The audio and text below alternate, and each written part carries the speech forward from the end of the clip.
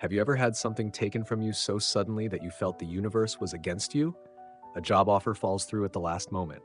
A relationship you invested years into collapses. Dreams that once guided you suddenly shatter. And yet, strangely, after the pain and confusion fade, you notice something else. A deeper calm, a sense of freedom, even gratitude. This is not superstition. This is not simply fate or karma. This is what Stoic philosophy has been teaching for centuries, that life is not always punishing us when it removes things, people, or opportunities. Sometimes life protecting us, redirecting us toward growth we couldn't choose for ourselves. In this exploration, we'll walk through 4 signs you're being protected by a higher power, or by what the Stoics would call providence, and your own disciplined reason. Each sign reveals how pain and loss, far from being random cruelties, may actually be part of a hidden design to strengthen you. But this isn't just philosophy, it's practical. Along the way, I will share my reflections, personal interpretations, and examples to help you see how these ideas can guide you through your own struggles. So let's go deep. Sign 1. When everything you chased slips away. Redirection, not punishment.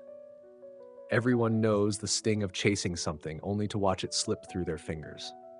The promotion you worked for months to secure goes to someone else.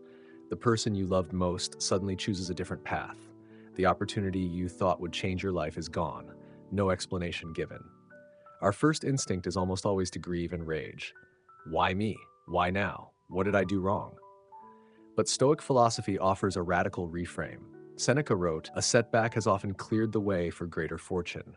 Many things have fallen only to rise to more exalted heights." What if that door closing was a form of protection, keeping you from a path that would have quietly drained your soul? Personal reflection, the poisoned cup. A few years ago, I pursued what I thought was my dream job. The pay was good, the title impressive, the company reputable. I put everything into the application process and made it to the final stage, only to be rejected. At the time, I was devastated.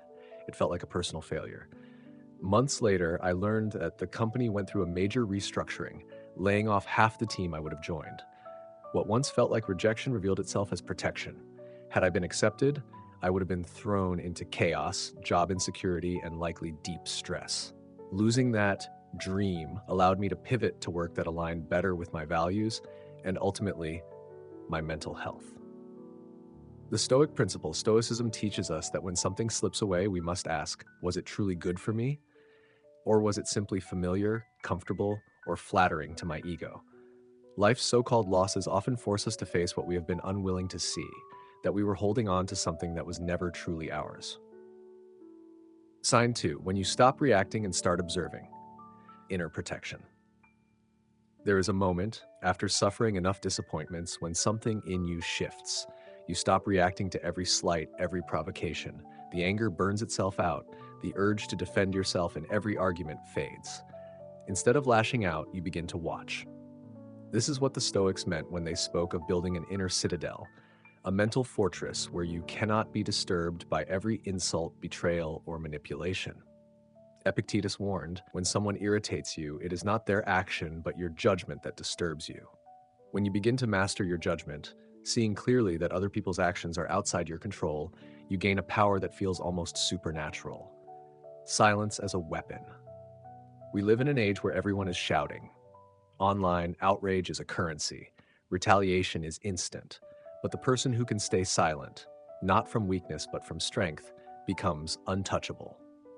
Personal story. I once had a colleague who constantly undermined my work, leaving subtle criticisms in meetings designed to embarrass me. My initial response was defensiveness. I would counter, explain, justify. But when I discovered Stoicism, I tried a different approach. I said nothing. I observed.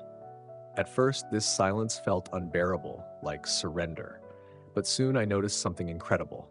The colleague's attacks lost their power. Others began to notice the pattern without me saying a word. Eventually, his behavior backfired on him, while my reputation remained intact. Silence, paired with observation, became my shield. Sign 3. When you are forced to walk alone, purification through solitude. Perhaps the most painful experience of all is isolation. Friends drift away. Colleagues stop inviting you. The phone goes silent. Opportunities seem to vanish. It feels like abandonment. But Stoics like Marcus Aurelius saw solitude differently. He reminded himself, "It is not the man who has too little, but the man who craves more, that is poor." When life strips away noise and distraction, we are left with something rare, the chance to meet ourselves honestly. Why solitude can save you. Most of us are addicted to external validation. We measure our worth by how often our phone buzzes, how many people praise our work, how many friends check in. But what happens when all that is gone? At first, it feels unbearable, like standing in a dark room with no escape. But if you stay long enough, your eyes adjust. You begin to see clearly. My perspective. Some of the most transformative periods of my life happened when I had no social circle to rely on, no mentor to guide me. At first, I felt abandoned by life itself, but slowly I discovered self-trust. I learned to enjoy my own company. I read more deeply. I wrote down my thoughts. I learned to distinguish my own voice from the noise of everyone else's expectations. Solitude wasn't punishment, it was purification. Sign 4. When you lose what you thought you couldn't live without and feel peace.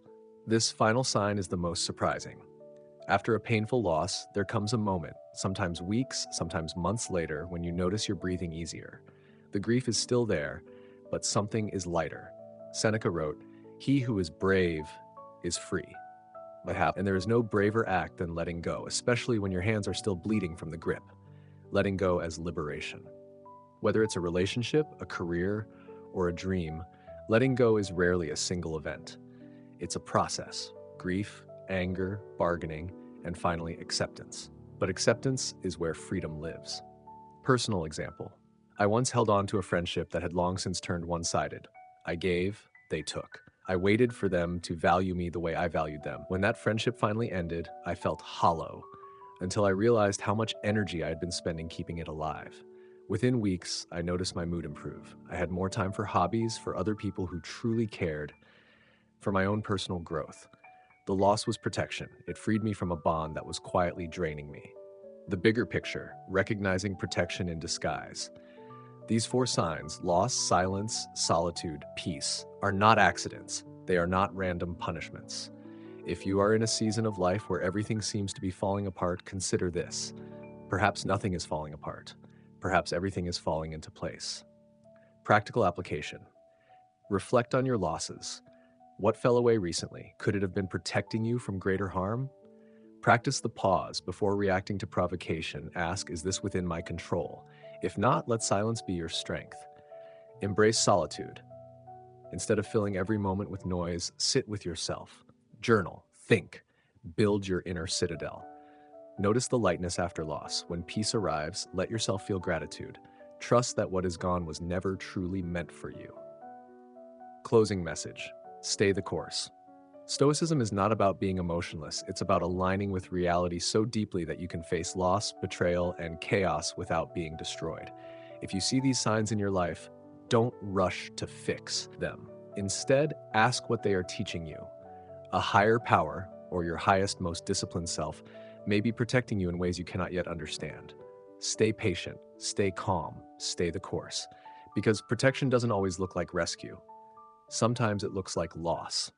Sometimes it looks like walking alone. Sometimes it looks like silence. But always, if you endure, it leads to strength.